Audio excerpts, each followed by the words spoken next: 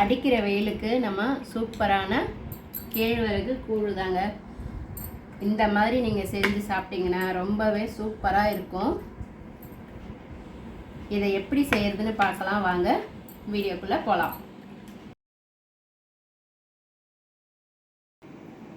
வணக்கம் நண்பர்களே, லக்ஷ்மி சமையலுக்கு உங்களை அன்போடு வரவேற்கிறேன். நம்ம வீடியோ இதுதான் ஃபஸ்ட் டைமாக பார்க்குறீங்கன்னா சப்ஸ்கிரைப் பண்ணிக்கோங்க, பெல் பட்டனை கிளிக் பண்ணிக்கோங்க, கீழே தெரியுற ஐ பட்டனையும் ப்ரெஸ் பண்ணிக்கோங்க. அப்போ தான் நான் போடுற வீடியோலாம் உங்களுக்கு உடனுக்குடனே வரும். இன்றைக்கி ஒரு சூப்பரான ஒரு டிஷ்ஷு தாங்க, ரொம்ப ஹெல்த்தியானதும் கூட. நம்மளுக்கு அடிக்கிற வெயிலுக்கு ஒரு சூப்பரான கேழ்வரகு கூழ். அது எப்படி செய்கிறதுன்னு பார்க்கலாம் வாங்க, வீடியோக்குள்ளே போகலாம்.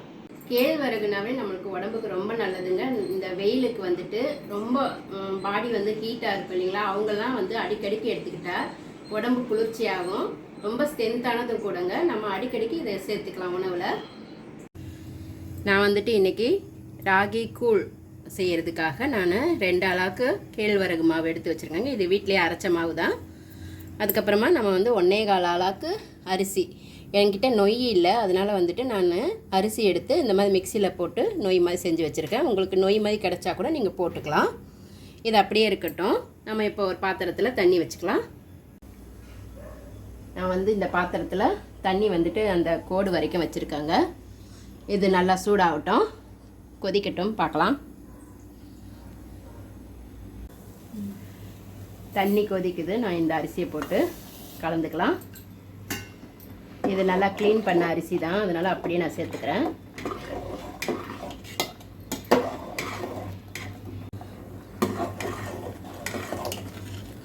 இது நம்மளுக்கு வேகிறதுங்களையும் நம்ம அந்த ராகி மாவு கரைச்சி வச்சுக்கலாங்க. தண்ணி ஊற்றி கரைச்சி வச்சுக்கிட்டோன்னா இது வெந்துட்ட பிறகு இதில் ஊற்றுறதுக்கு சரியாக இருக்கும்.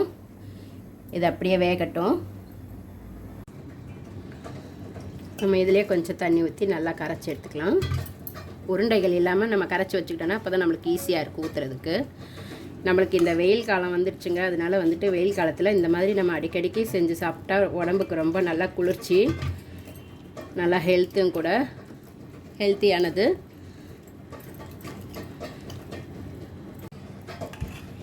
நம்ம இந்த அளவுக்கு இந்த மாவு கரைச்சி வச்சுக்கலாங்க. இது அப்படியே இருக்கட்டும். அது அரிசி வெந்துட்ட பிறகு ஊற்றணும், இல்லைன்னா நம்மளுக்கு அந்த சாதம் வேகாது. அதனால் நல்லா வெந்துட்ட பிறகு தான் நம்ம ஊற்றணும். பாருங்கள், நம்மளுக்கு நல்லா சாதம் வெந்துடுச்சு. நம்ம இந்த மாதிரி சாதம் நல்லா வெந்துட்ட பிறகு தான் நம்ம கரைச்சி வச்சுருக்க மாவை இதில் ஊற்றிக்கலாம். தண்ணி இந்த அளவுக்கு இருக்குது. நம்ம எப்போயுமே அரிசிக்கு சாதம் வடிக்கிறதுக்கு நம்ம தண்ணி வைப்போம் இல்லையா, அந்த அளவுக்கு வச்சாவே போதும். கொஞ்சம் அதிகமாக இருந்தாலும் ஒன்றும் பிரச்சனை இல்லை. நம்ம அந்த மாவு ஊற்ற போகிறோம்ல, கெட்டி ஆகிடும். இப்போ நம்ம ஊற்றிக்கலாம்.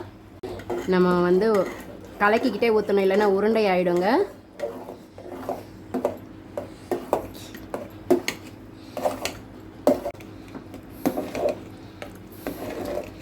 நம்ம இந்த இது கலக்கும்போது மட்டும் ஒருத்தர் பிடிச்சிக்கிட்டு ஒருத்தர் கலக்கணும், அப்போ தாங்க, இல்லைன்னா உருண்டை ஆகிடும் நம்மளுக்கு.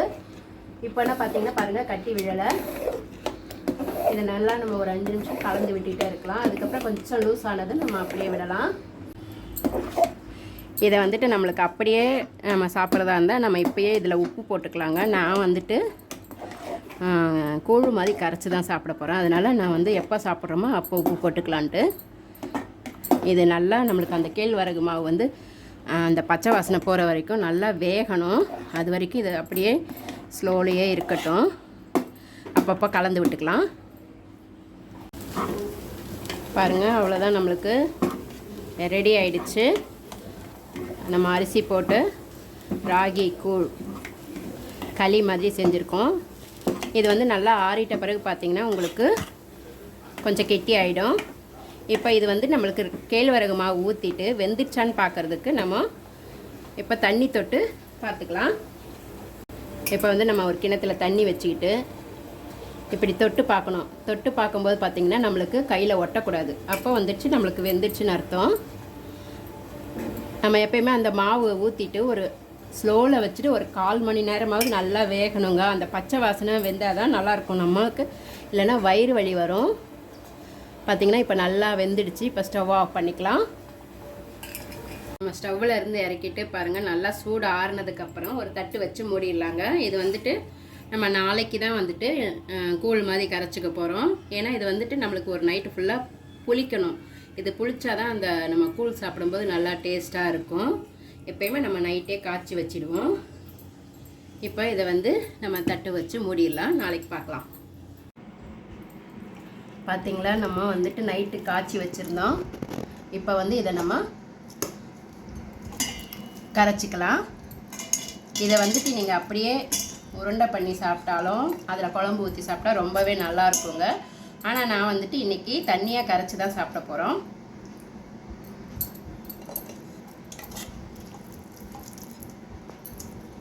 நம்மளுக்கு வேணுங்கிறத எடுத்துக்கிட்டு நம்ம இதை வந்து ஒரு பாக்ஸ்லேயோ இதுலேயோ போட்டு நம்ம ஃப்ரிட்ஜில் வச்சிட்டோம்னா ஒரு 3 நாளைக்கு கூட நல்லா இருக்குங்க. நம்ம அப்படியே வச்சு வேணுங்கும் போது இந்த மாதிரி கரைச்சி குடிச்சிக்கலாம்.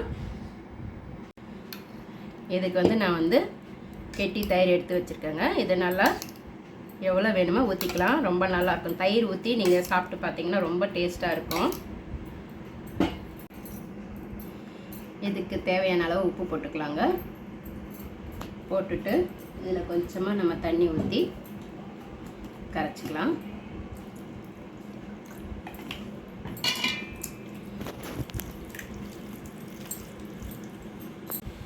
இப்போ இதில் கொஞ்சம் நம்ம வெங்காயம் போட்டுக்கலாங்க.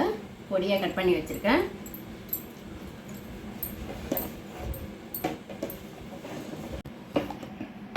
நம்மளுக்கு சூப்பரான கேழ்வரகு கூழ் ரெடி ஆயிடுச்சு. இப்போ நம்ம வந்துட்டு இதுக்கு சைட் டிஷ் வச்சு சாப்பிட வேண்டியது தான், குடிக்க வேண்டியது தான். பாருங்கள், நான் வந்துட்டு இந்த அளவுக்கு தான் திக்காக எடுத்திருக்கேன். இது இன்னும் வேணும்னாலும் நம்ம தண்ணி ஊற்றி கரைச்சிக்கலாங்க. எங்களுக்கு கொஞ்சம் திக்காக இருக்கட்டும்னு சொல்லி நான் இப்படி வச்சுருக்கேன். நம்மளுக்கு சூப்பரான கூழ் ரெடி ஆயிடுச்சுங்க. நம்ம சாப்பிடும்போது இந்த மாதிரி எடுத்து கொடுத்து இதை சாப்பிட்டு பாருங்கள். ரொம்ப சூப்பராக இருக்கும். பாருங்கள், இந்த மாதிரி போட்டு கொடுத்து பாருங்கள். சின்னவங்க வந்து பெரியவங்க வரைக்கும் ரொம்ப விரும்பி சாப்பிடுவாங்க. எங்களுக்கெல்லாம் இது ரொம்ப பிடிக்குங்க. நாங்கள் வந்துட்டு இதை இருந்ததுன்னா சாப்பாடே சாப்பிட மாட்டோம். எங்களுக்கு இதுவே போதும். நம்ம வந்து கூழுக்கு சைட் டிஷ் எத்தனை இந்த மாதிரியெல்லாம் வச்சு சாப்பிட்டு பாருங்களேன். ரொம்ப சூப்பராக இருக்கும். மோர் மிளகா, முருங்கைக்கீரை பொரியல், கத்திரிக்காய் முருங்கைக்காய் காரக்குழம்பு, சூப்பரான கேழ்வரகு கூழ். இதை நம்ம வந்துட்டு அப்படியே நம்ம சாப்பிட வேண்டியது தாங்க. சூப்பராக இருக்கும். ரொம்ப என்ஜாய் பண்ணி சாப்பிடுவாங்க எல்லாருமே.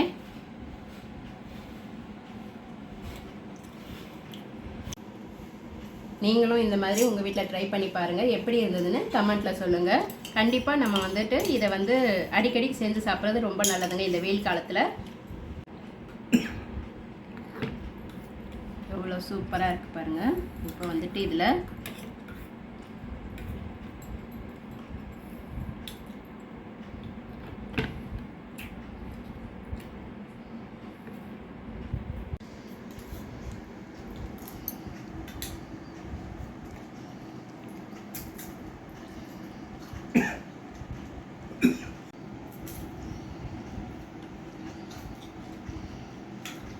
ரொம்பவே சூப்பராக இருக்குது. நீங்களும் உங்கள் வீட்டில் ட்ரை பண்ணி பாருங்கள். எப்படி இருந்தது கமெண்ட்டில் சொல்லுங்கள்.